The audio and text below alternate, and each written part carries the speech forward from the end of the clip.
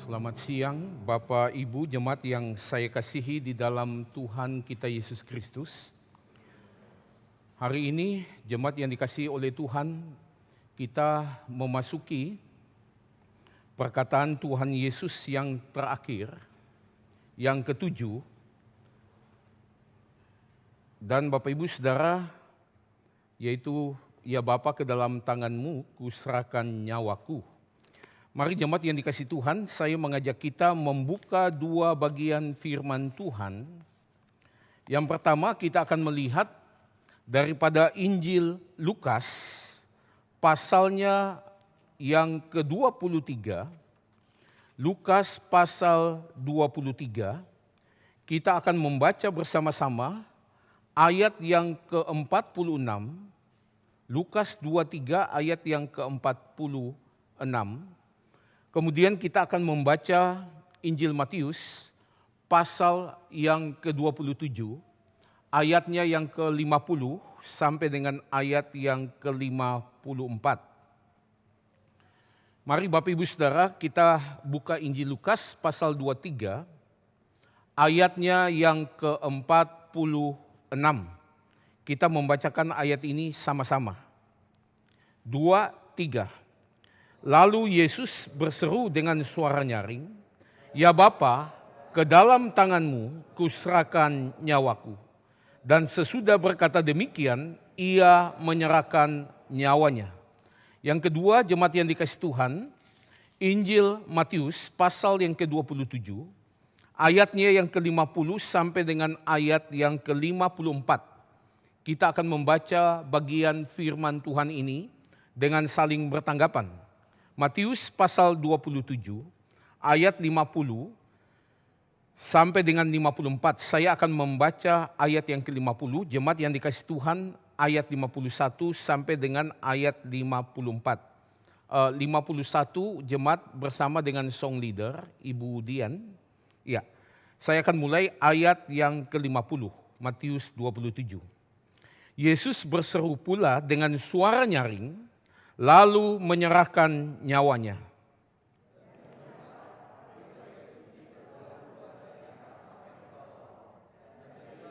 Bumi dan bukit-bukit batu terbelah. Dan kuburan-kuburan terbuka, dan banyak orang kudus yang telah meninggal bangkit.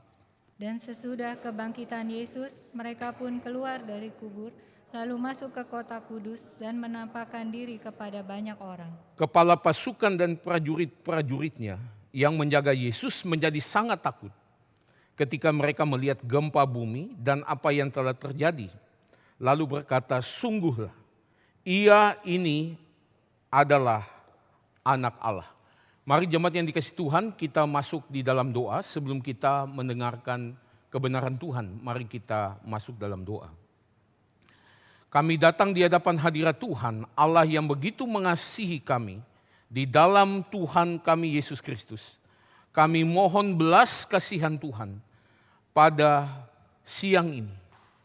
Ketika kami mendengarkan kebenaran Tuhan, kami menyerahkan hamba-Mu yang hina, yang telah Tuhan percayakan untuk menyampaikan isi hati Tuhan. Tuhan layakan dia, sucikan dia, urapi dia dengan kuasa-Mu, sehingga kebenaran Tuhan ini boleh menjadi pelita bagi kaki kami dan terang bagi jalan kami. Mempersiapkan kami untuk memasuki Jumat Agung dan juga Paskah di dalam minggu yang akan datang.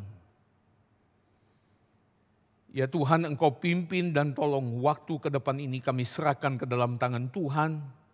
Sucikan hati dan pikiran kami, sehingga kebenaran Tuhan ini boleh menjadi pelita bagi kaki kami dan terang bagi jalan kami. Berfirmanlah ya Tuhan, kami siap mendengarkan kebenaran Tuhan. Di dalam nama Tuhan kami Yesus Kristus, yang adalah Tuhan dan Juru Selamat kami yang hidup, penebus jiwa kami panjatkan doa ini kepada Bapa yang di surga. Amin. Jemaat yang saya kasihi di dalam Tuhan kita Yesus Kristus, di dalam perkataan salib yang terakhir, yang ketujuh, Tuhan Yesus berkata, Dia berseru dengan suara nyaring, "Ya Bapa, ke dalam tangan-Mu kuserahkan nyawaku." Saudara, mengapa harus ada perkataan yang ketujuh? Bukankah perkataan yang keenam dia mengatakan sudah selesai? Lalu bisa saja dia menghembuskan nafas dia menyerahkan nyawa dia. Mengapa harus ada yang ketujuh, saudara? Saudara, angka 7 itu angka yang sempurna, saudara, di dalam Alkitab. Saudara, angka 7 itu adalah angka yang komplit. Paul Wells ketika membahas ini, saudara, dia menambahkan satu lagi, angka 7 itu adalah angka istirahat, the number of rest. Lalu dia bandingkan jemaat yang dikasihi Tuhan dengan penciptaan dunia ini juga terjadi di dalam 6 hari dan hari ketujuh itu Tuhan beristirahat. Saudara, ketika Tuhan menciptakan dunia ini, pertama-tama saudara dia cipta melalui oknum kedua Allah Tritunggal, berfirmanlah Allah. Firman yang hidup. Ketika hari pertama jadilah terang, maka terang jadi. Hari yang kedua berfirmanlah Allah sampai seterusnya. Sampai hari yang ke-6. Tuhan selesai mencipta. Dan hari yang ketujuh, saudara, Tuhan beristirahat. Saudara, mirip dengan perkataan Yesus di atas kayu salib. Dia berkata, "Ya Bapa, ampunilah mereka karena mereka tidak tahu apa yang mereka perbuat." Perkataan kedua, ketiga, keempat, sampai yang ke-6 sudah selesai. Perkataan yang ketujuh, dia rest. Dia beristirahat. "Ya Bapa, ke dalam tangan-Mu kuserahkan nyawaku." Suatu kali saya ambil satu mata kuliah teologi yang diajarkan oleh Profesor Douglas Kelly, saudara, di Reformed Theological Seminary. Saudara, ketika dia masuk di kelas, kalimat pertama, saudara-saudara, Tuhan mencipta itu 2 kali. Penciptaan yang pertama, alam semesta ini dengan segala isinya, itu di dalam kitab Kejadian. Penciptaan Tuhan yang kedua, yaitu menciptakan saudara dan saya sebagai orang Kristen, itu di dalam kitab Injil Yohanes. Pada mulanya adalah firman, firman itu bersama dengan Allah, firman itu kemudian adalah Allah, firman itu menjadi manusia dan seterusnya, ayat yang ke-14. Saudara, lalu Douglas Kelly, profesor ini, dia mengatakan, saudara, ada satu perbedaan yang begitu fundamental, yang begitu mendasar antara ciptaan yang pertama dan kedua. Ciptaan yang pertama itu oknum kedua Allah Tritunggal hanya berfirman, jadilah terang, maka terang pun jadi dan seterusnya. Tapi ketika dia mencipta yang kedua kali, firman itu harus berinkarnasi. Firman itu harus menjadi manusia. Firman itu harus taat, dia naik di atas kayu salib dan dia mati di atas kayu salib. Saudara, sekalipun ada persamaan juga yang begitu mendasar di antara ciptaan satu dan kedua. Ketika Allah menciptakan alam semesta ini, saudara, Allah mencipta bukan seperti manusia mencipta. Allah mencipta dipakai kata bara, out of nothing, dari tidak ada menjadi ada, ex nihilo, saudara. Ketika saudara dan saya, mungkin ada yang membuat handphone, saudara, ada material, raw materialnya, saudara. Ada bahan dasarnya. Allah ketika mencipta dari tidak ada menjadi ada.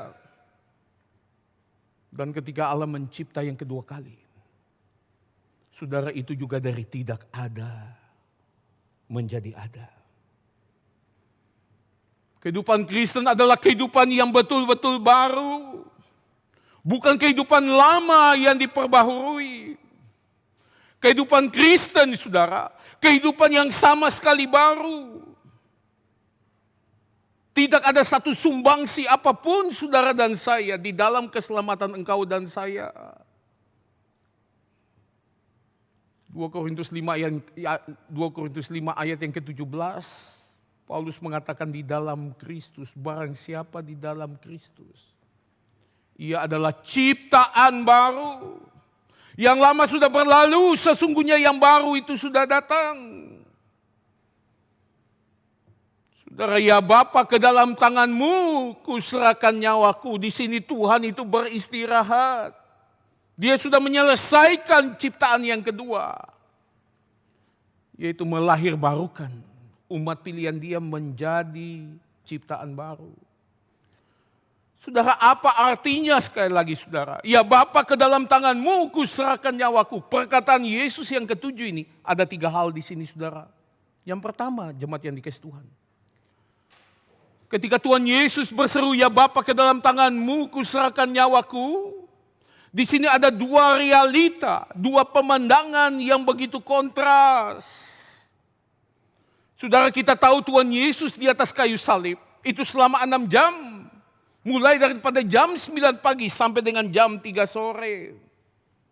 3 jam yang pertama dia mengalami kekejaman manusia. Dia mengalami kejahatan iblis. 3 jam yang pertama, jam 9 sampai jam 12. Dia menjadi bulan-bulanan manusia dan iblis. Tapi 3 jam yang kedua, mulai jam 12 terik matahari sampai jam 3 sore. Kegelapan memenuhi, meliputi seluruh daerah itu.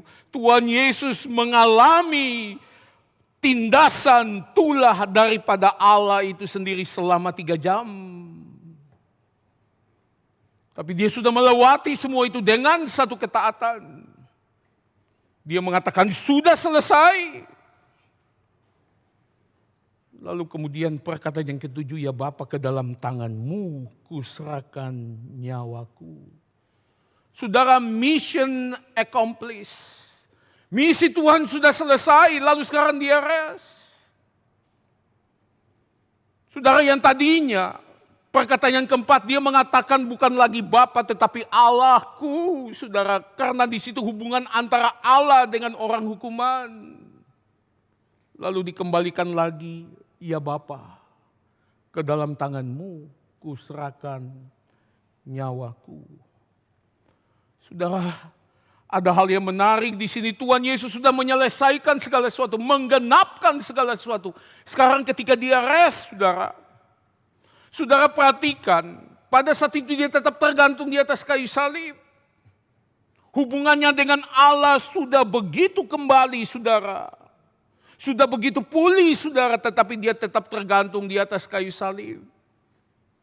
Saudara, apa yang saudara dan saya cari di dalam dunia ini?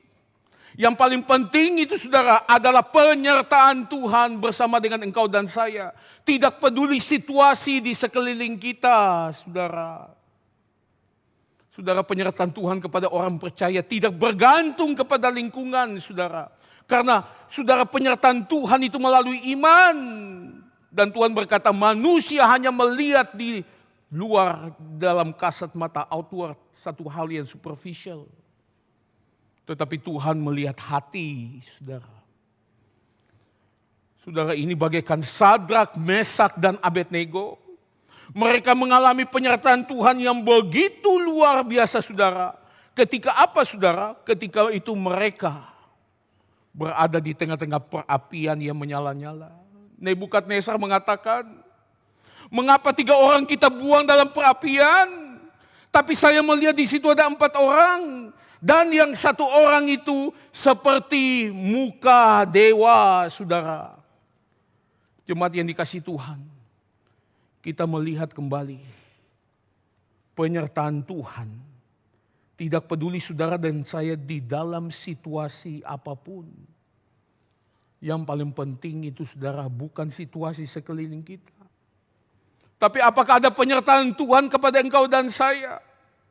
COVID pandemi ini saudara kita melihat yang begitu merugikan engkau dan saya. Apakah saudara dan saya ada penyertaan Tuhan di situ? Raja Daud ketika dia menuliskan Mazmur pasal yang ke-23. Saudara perhatikan ketika dia bilang, Tuhan adalah gembalaku, takkan kekurangan aku. Lalu dia bilang, ia membaringkan aku di padang yang berumput hijau. Dia panggil Tuhan itu orang ketiga, saudara.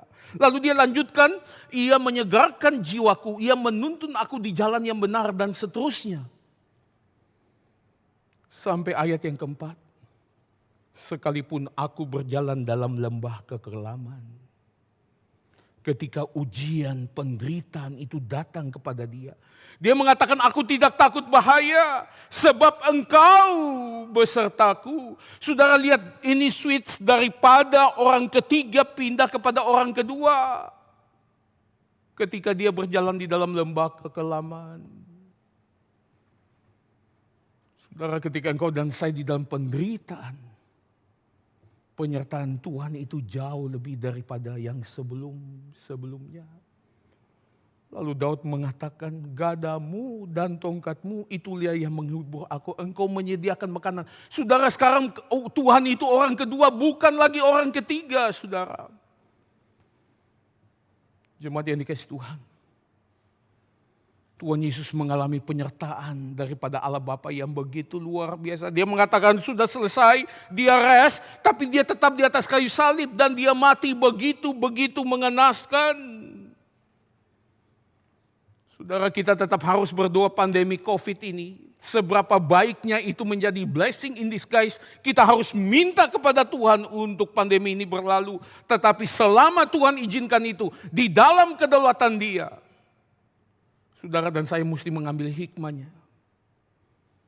Apakah melalui pandemi ini saudara dan saya, penderitaan, ujian ini membuat saudara dan saya begitu dekat kepada Tuhan?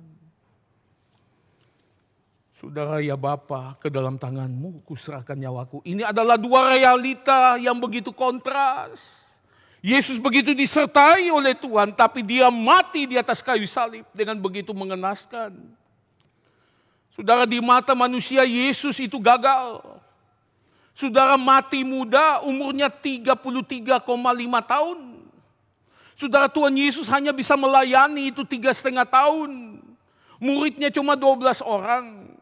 Saudara, ada yang menjual dia, ada kemudian yang menyangkal dia sampai 3 kali. Simon Petrus, penyangkalan yang pertama, aku tidak menyangkal dia. Kedua, aku bersumpah tidak mengenal dia. Ketiga, aku bersumpah dan mengutuk, aku tidak mengenal dia. Dan ketika dia di atas kayu salib, dia dicampakkan oleh murid-muridnya. Hanya Yohanes yang ada di bawah, yang lain meninggalkan dia. Saudara, Yesus kelihatan di atas kayu salib itu begitu gagal. Tapi saya kasih tahu saudara, di atas kayu salib, dia menang itu begitu mutlak. Begitu telak. Saudara, di sini dua realita yang begitu kontras. Saudara, Yesus memang kalah di dalam pertempuran, tapi saya kasih tahu saudara, dia menang di dalam peperangan. Saudara, itu bagaikan kemerdekaan negara kita. Dikatakan secara de jure. Saudara dan saya, kita orang Indonesia merdeka tahun 45, tapi Belanda masih bercokol pada saat itu. Kapan Belanda ini diusir saudara? Mulai tahun 1949. Sebelumnya terjadi agresi militer yang kedua pada bulan Desember tahun 1948. Itu terjadi di Jogja. Pasukan kita itu kalah telak, saudara. Dihabisin sama pasukan Belanda. Kita kalah di dalam pertempuran. Tapi berita ini sampai kepada PBB. Lalu PBB mengatakan, Belanda, you bilang bahwa kemerdekaan Indonesia itu, bahwa tidak ada lagi yang melawan, sekarang you lihat sendiri. Begitu mereka melawan, jadi saya memutuskan angkat kaki dari Indonesia. Saudara, sejak itu Belanda leave. Dia tinggalkan Indonesia, saudara. Saudara, kita kalah di dalam pertempuran, di dalam agresi militer yang kedua. Tapi saya kasih tahu saudara, kita menang mutlak di dalam peperangan. Ini mirip dengan Tuhan Yesus. Saudara, sepintas dilihat ini kegagalan yang begitu luar biasa. Kongfucu dia bisa meninggalkan ribuan murid. Tuhan Yesus cuma 12. Ketika dia disalibkan semua berangkat. Cuma yang satu aja yang ada di bawah kaki salib Yesus. Semua yang lain mencampakkan dia. Saudara, Tuhan Yesus dalam dunia ini tidak pernah mendirikan sekolah Kristen yang besar. Dia tidak pernah mendirikan saudara rumah sakit Kristen. Dia juga bahkan tidak pernah mendirikan gereja. Tapi saya kasih tahu saudara, apa yang telah dia capai di atas kayu salib, ini yang sangat-sangat signifikan bagi dunia ini. Ketika manusia jatuh di dalam dosa, saudara, pengharapan saudara dan saya bukan ada pada pendidikan, bukan ada pada ekonomi, bukan ada pada politik, bukan ada saudara kepada education, sekolah dan sebagainya, labor itu masalah kerja dan sebagainya. Tetapi berada pada Kejadian 3 ayat yang ke-15. Bahwa keturunan perempuan akan menghancurkan kepala ular. Dan ular akan meremukkan tumit daripada keturunan perempuan. Saudara, ini dikatakan proto-evangelium. Berita Injil yang pertama, saudara. Pengharapan saudara dan saya itu hanya di dalam Injil. Dan Yesus melakukan itu di atas kayu salib. Dia mencipta yang kedua, saudara. Sehingga umat pilihan dia kembali lagi ke Taman Eden. Bukan pertama-tama kembali ke Taman Eden, tetapi untuk makan buah pohon yang kekal. Taman Eden mempunyai 2 pohon. Yang pertama pohon pengetahuan baik dan jahat. Yang kedua pohon kehidupan kekal. Jika Adam dan Hawa pada saat itu taat Tuhan, mungkin saja Tuhan kasih mereka makan buah pohon yang kekal. Tapi ketika Adam dan Hawa itu tidak taat, Tuhan berbicara satu sama lain, 3 pribadi Allah Tritunggal. Mereka harus kita usir dari Taman Eden, kalau enggak nanti mereka bisa ambil buah pohon kekal ini. Mereka makan, mereka akan hidup selama-lamanya. Diusir. Malaikat menjaga Taman Eden di mana ada buah yang kekal dengan pedang yang terhunus. Tidak ada lagi yang bisa kembali, saudara. Kecuali melalui Kristus. Saudara, apa yang dicapai oleh Tuhan Yesus di atas kayu salib, ini lebih jauh lebih daripada yang bisa saudara dan saya imajinasikan. Saudara, ini hal yang pertama. Ya Bapa, ke dalam tangan-Mu kuserahkan nyawaku. Di situ kita melihat 2 realita yang begitu kontras. Yang kedua, saudara, ketika Yesus mengatakan, ya Bapa, ke dalam tangan-Mu kuserahkan nyawaku. Di situ dia rest. Di situ dia beristirahat. Karena apa, saudara? Karena semuanya sudah selesai. Misi dia sudah accomplish dengan baik. Setelah dia berkata sudah selesai, lalu dia rest. Dia puas. Tuhan Yesus itu lega, saudara. Karena misi dia untuk mendamaikan Allah dengan manusia berdosa. Umat pilihan Tuhan itu sudah diberesin, saudara. Saudara, kita melihat indikasi misi itu sudah tercapai. Dia kembali memanggil oknum pertama Allah Tritunggal, Bapa. Sebelumnya dia memanggil Allahku, Allahku, mengapa engkau meninggalkan aku? Saudara, di sini saudara, hutang dosa itu sudah lunas terbayar. Saudara, ketika hutang dosa lunas terbayar, minggu lalu saya sampaikan 2 hal yang terjadi. Yang pertama-tama, saudara, orang yang dihutangin yaitu Allah Bapa, saudara, bahwa kemarahannya itu sudah reda. Dia punya keadilan itu sudah dipuaskan oleh Tuhan. Yang kedua, saudara, ketika Tuhan Yesus melunaskan dosa, maka manusia berdosa itu tidak lagi mempunyai rasa bersalah. Bisa datang kepada Allah Bapa. Saudara, kalau misalnya ada hutang, kita hutang seseorang, hutang itu begitu besar, orang itu begitu marah, kita selalu sembunyi, selalu melarikan diri, saudara. Tapi kalau itu sudah diberesin, maka kemarahan itu reda. Ini propitiation dalam bahasa teologi. Orang yang berhutang itu merasa tidak lagi bersalah, tidak lagi mempunyai guilty feeling. Saudara, ini adalah expiation. Saudara, propitiation dan expiation, ketika kita gabungkan 2 ini, saudara, ini namanya reconciliation. Ini namanya rekonsiliasi. Yesus mendamaikan manusia dengan Tuhan.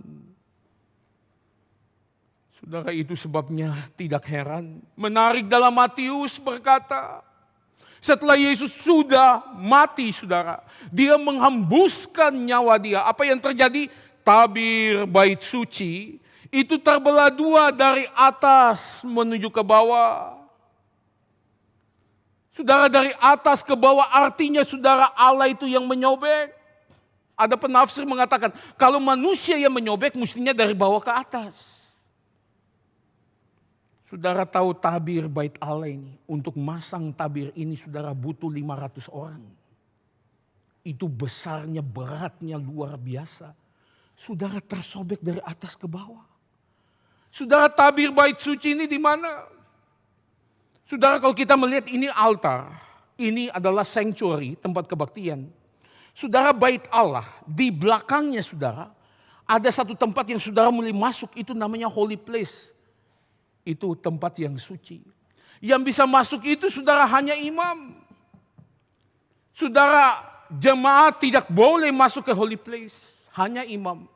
Setelah holy place saudara, ada lagi satu tempat yang lebih dalam lagi, itu namanya tempat yang maha suci, holy of holies. Di situ dipercaya Tuhan berdiam di situ saudara.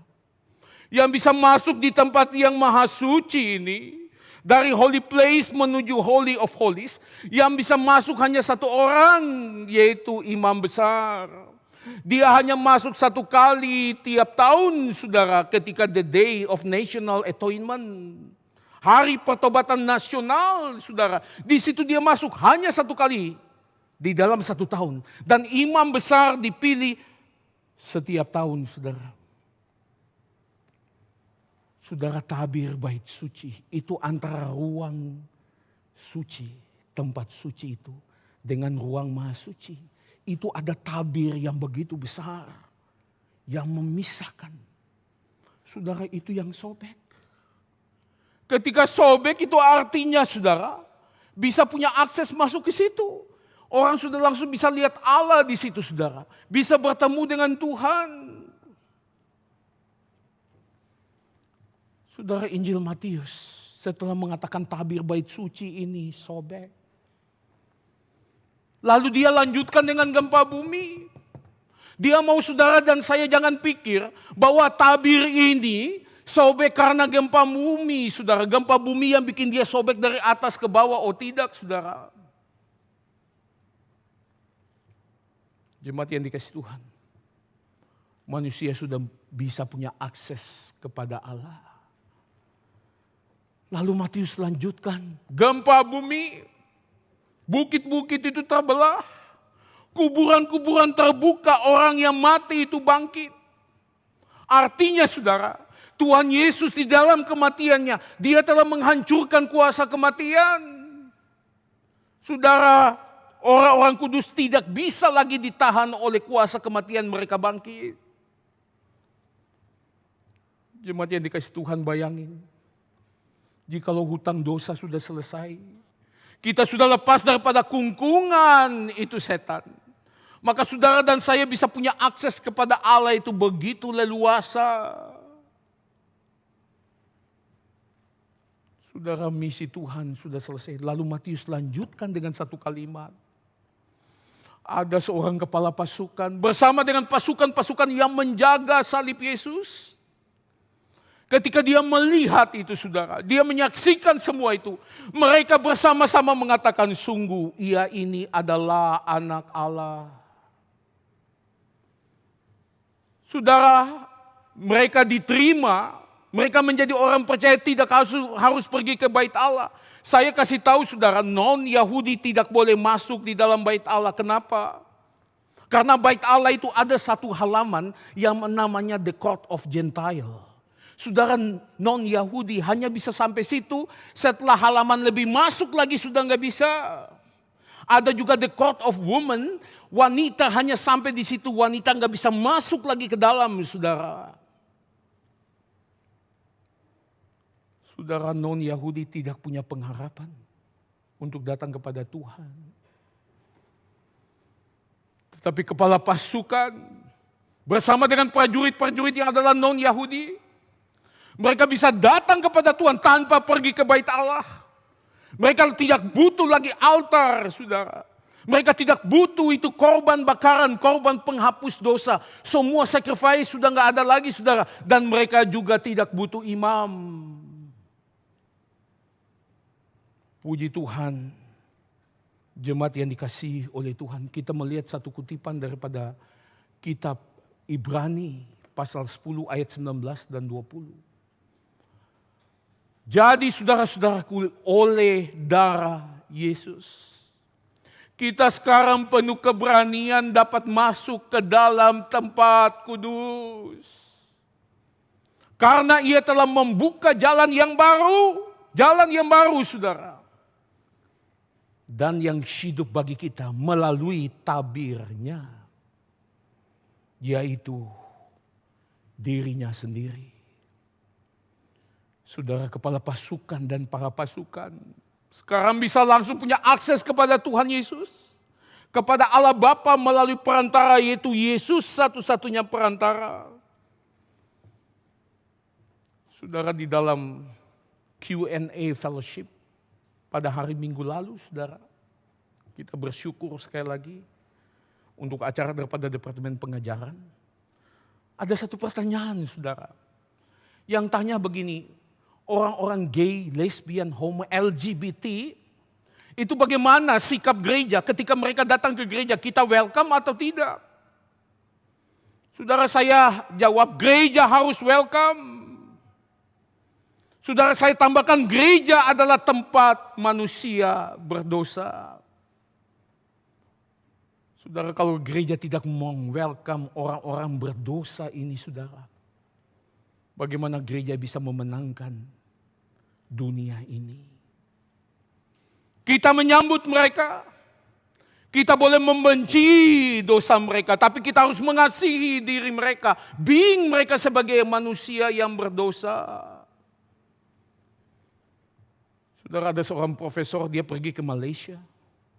Lalu dia mau masuk di dalam satu tempat suci menurut agama di situ. Oh, enggak bisa. Yang masuk sini cuma agama yang sama. You bukan agama ini, enggak boleh masuk. Dia ketika ceritakan itu, saudara, dia mengatakan kembali, gereja adalah tempat manusia berdosa. Saudara dan saya more than welcome. Mereka yang mau datang ke gereja, saudara. Jemaat yang dikasih Tuhan, gereja betul adalah rumah Tuhan. Tapi kita harus menyambut orang-orang berdosa non-Kristen yang datang ke rumah Tuhan. Saudara, ini adalah hal yang kedua. Hal yang ketiga, saudara. Hal yang pertama, perkataan ketujuh ini. Dua realita yang begitu kontras. Hal yang kedua, saudara, menyatakan mission accomplished. Misi daripada Tuhan Yesus itu telah tercapai, terlaksana dengan yang baik. Yang ketiga, saudara, ketika Yesus berteriak, Bapakku, ke dalam tanganmu kuserahkan nyawaku. John Calvin mengatakan, ketika Tuhan Yesus menyerahkan nyawanya ke dalam tangan Bapa, yang dia serahkan itu bukan hanya nyawa dia, tetapi nyawa orang percaya segala zaman. Saudara, itu Tuhan Yesus serahkan kepada Allah Bapa. Saudara, ingat, Yesus adalah pengantara untuk Allah dengan engkau dan saya, saudara, umat pilihan Tuhan. Dia adalah representasi kita. Saudara, Yesus mati dan hidup demi untuk kita. Ketika dia menyerahkan nyawa dia, bukan hanya nyawa dia semata-mata, tetapi juga nyawa setiap umat Tuhan sepanjang sejarah. Ketika Tuhan Yesus dalam dunia ini berulang-ulang dia sampaikan, Bapa telah memberikan umatnya kepadaku, telah mempercayakan umatnya kepadaku. Contoh, saudara, dalam Yohanes 6 ayat 37. Yesus mengatakan, semua orang yang diberikan Bapa kepadaku akan datang kepadaku. Saudara, berulang-ulang, saudara, mungkin belasan kali dia mengatakan kalimat-kalimat yang seperti ini. Tapi dia bukan hanya sekedar mengindikasikan Bapa telah mempercayakan umat pilihannya kepadaku, tetapi dia mengatakan, saya jamin mereka tidak akan hilang. Yohanes 6 ayat 39. Dan ketika dia ditangkap, saudara, dia sudah ditangkap. Di dalam hitungan zaman, saudara, jam itu dia akan naik di atas kayu salib. Dalam Yohanes 18 ayat 9 dia berkata, mereka yang Bapa-Ku berikan kepadaku, tidak seorang pun yang kubiarkan binasa. Saudara, saya ulangi, tidak ada seorang pun yang kubiarkan binasa. Saudara, apa artinya dia menyerahkan nyawa dia? Nyawa umat Tuhan semua ke dalam tangan Allah Bapa. Saudara tahu tangan Allah Bapa itu tangan yang paling safe. Tangan yang paling aman, saudara.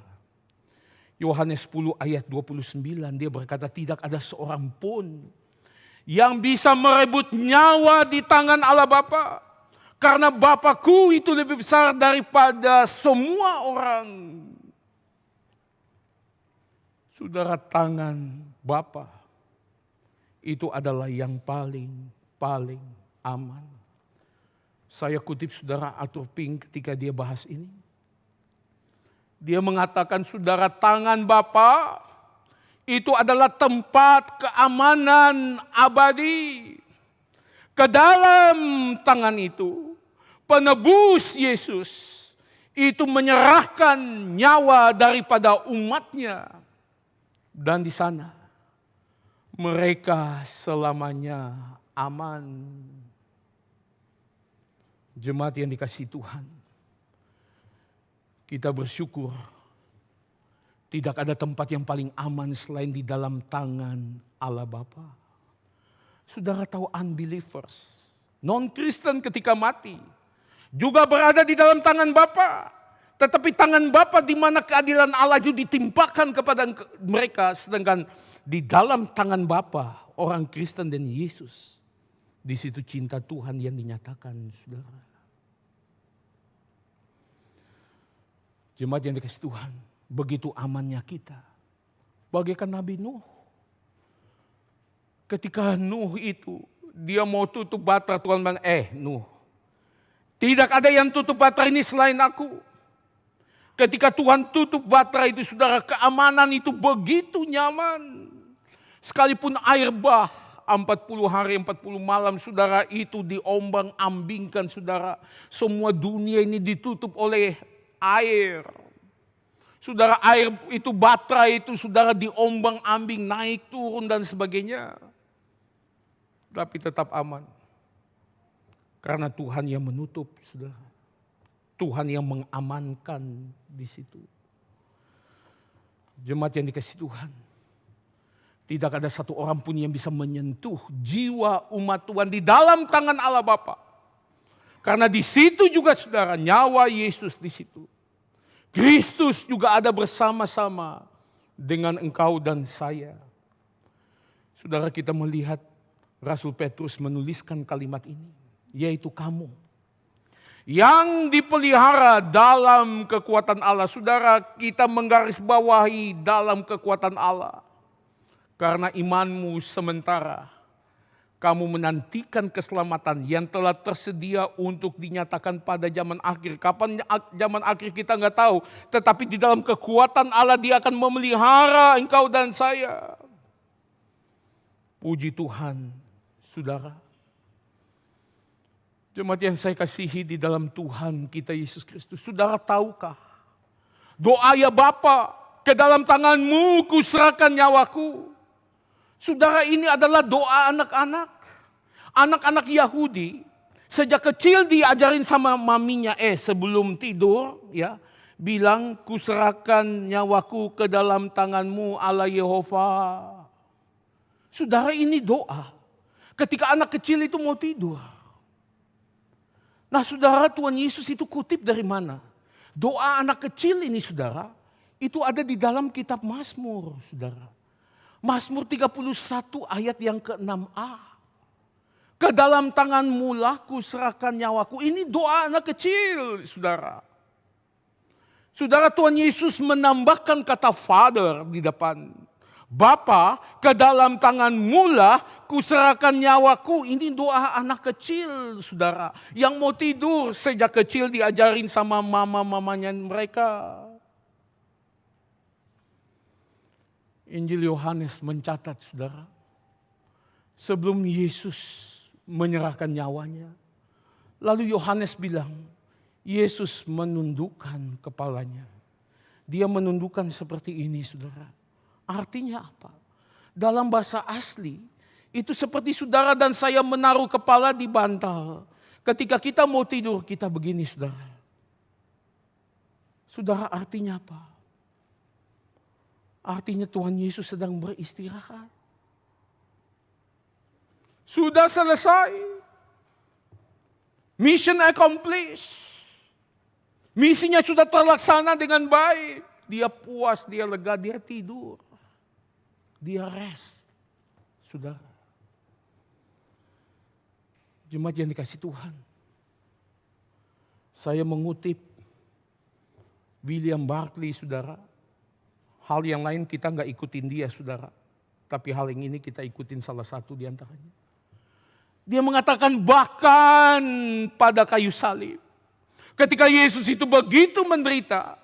Dan dia mati di atas kayu salib itu. Seperti seorang anak yang tertidur, saudara. Itu di dalam pelukan lengan daripada ayahnya. Jemaat yang dikasih Tuhan. Orang kalau tidur itu gimana? Aman. Rasa nyaman. Tidak gelisah. Tidak cemas. Tidak khawatir, saudara. Tidak mikir macam-macam, saudara. Malah saudara pikir macam-macam gak bisa tidur. Tuhan begitu nyenyak. Pulas. Tertidur. Jemaat yang dikasih Tuhan. Orang Kristen yang meninggal. Dia meninggal. Itu artinya dia tertidur dengan pulas. Di dalam tangan Allah Bapa yang aman dan nyaman. Dia tidak punya rasa kekhawatiran.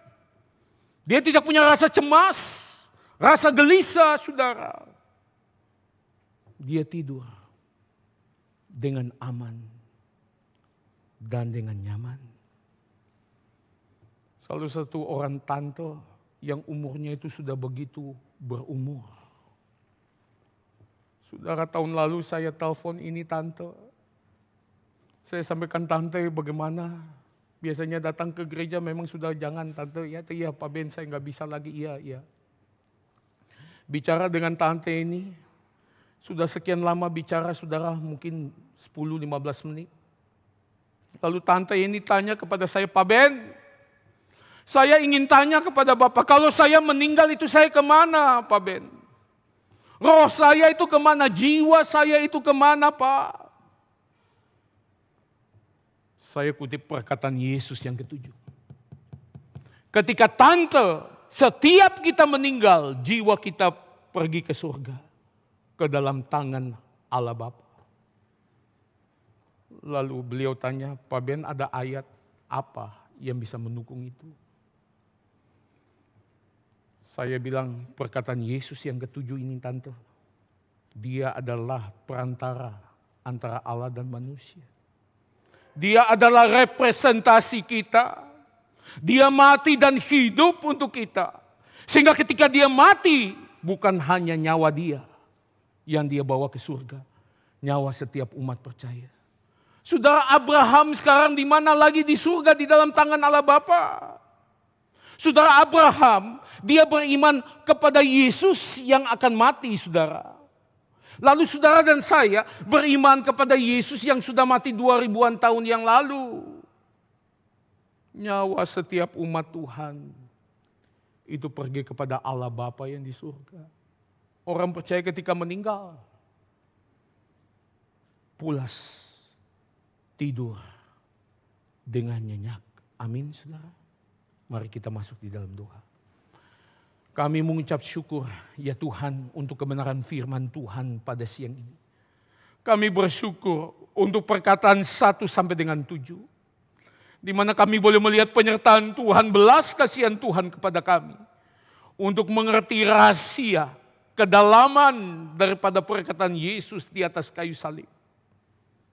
Kami mohon, belas kasihan Tuhan boleh terus menyertai kami. Kami bersyukur ya Tuhan, ketika kami meninggal, nyawa kami pergi ke surga. Di dalam tangan Allah Bapa yang penuh cinta kasih, bersama dengan Kristus. Kami tidur dengan pulas, dengan nyenyak. Di dalam nama Tuhan kami Yesus Kristus, kami panjatkan doa ini kepada Bapa yang di surga. Amin.